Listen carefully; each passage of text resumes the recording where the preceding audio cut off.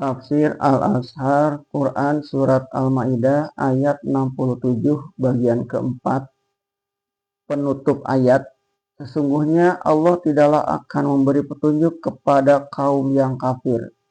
Ujung ayat ini memberi peringatan kepada orang yang beriman bahwasanya segala rencana orang kafir yang tidak mau menerima kebenaran itu tidaklah akan berhasil. Allah tidak akan memberi mereka petunjuk, sebab sejak semula mereka telah menempuh jalan yang salah. Maka segala siasat mereka, baik menghalangi dan menghambat rencana Rasulullah maupun usaha hendak mengganggu diri beliau sendiri, tidaklah akan berhasil. Kebenaran ajaran Allah cepat ataupun lambat pasti akan jelas juga. Dalam ayat ini kita menampak betapa beratnya tugas seorang Rasul. Demikian juga tugas orang yang hendak menyambung usaha Rasul. Kebenaran mesti disampaikan, tidak boleh takut dan gentar. Tidak boleh diterangkan separuh dan disembunyikan separuh, walaupun akan membawa akibat kebencian manusia atas diri. Allah tetap menjamin keselamatan orang yang berjuang menegakkan kebenaran Allah. Kalau tidak celaka, kata Allah, tidaklah akan celaka kalau belum ajal terpantang mati. Dengan ini pula kita mendapat kenyataan bahwasanya Rasulullah SAW tidaklah mempunyai dua kaji yang disebut kaji nyata dan kaji tersembunyi, kaji lahir dan kaji batin. Ada yang disampaikan dan ada yang tidak.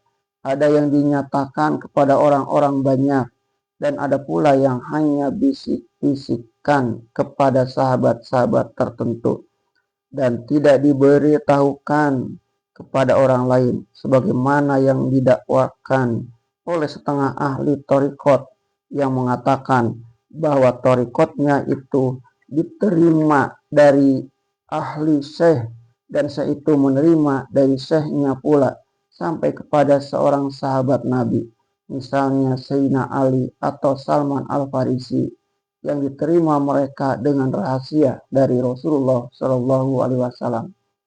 Ada orang mengambil alasan dari hadis yang dirawikan oleh Abu Hurairah radhiyallahu anhu bahwa Abu Hurairah pernah mengatakan bahwa dia mendengar dari Rasulullah Shallallahu Alaihi Wasallam beberapa perkataan, tetapi Abu Hurairah sendiri tidak berani membukanya kepada orang lain sebab mesti dirahasiakan. Setelah diselidiki hadis sahih yang dirawikan oleh ahli-ahli hadis kenamaan dengan sanad yang baik, tetapi maksudnya bukanlah bahwa Abu Hurairah ada menyimpan ilmu kebatinan yang diterima dengan bisik-bisik, tetapi Abu Hurairah menerima berita dari Rasulullah Shallallahu Alaihi Wasallam bahwa sepeninggal beliau wafat kelak akan timbul fitnah dan huru-hara besar. Mungkin nama-nama orang yang akan mengacau itu ada diterangkan di Rasulullah SAW kepada Abu Hurairah. Tetapi Abu Hurairah takut menyebut nama itu sebab ketika itu orang-orangnya masih hidup. Bahkan Abu Hurairah pernah berdoa, biarlah kiranya nyawaku dicabut Allah sebelum aku menyaksikan kanak-kanak menjadi penguasa negeri atau menjadi amir. Rupanya doanya dikabulkan Allah sehingga dia meninggal pada usia pada tahun 57 Hijriah. Naiklah Yazid bin Muawiyah menggantikan ayahnya Muawiyah bin Abu Sufyan menjadi khalifah.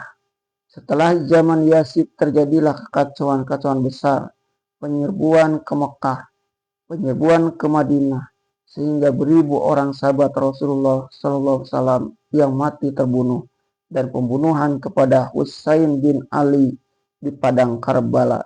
Dengan ini teranglah untuk umatnya cuma perhitungan beliau dalam perkembangan politik setelah beliau wafat kelak disampaikannya kepada Abu Hurairah, dan oleh Abu Hurairah sendiri beberapa hal dirahasiakannya karena takut jiwanya sendiri terancam, dan dengan ini pula maka teranglah apa yang dimaksudkan oleh sabda Rasulullah Shallallahu Alaihi Wasallam bahwa beliau telah meninggalkan ajaran agama yang lengkap, tidak ada yang tersembunyi.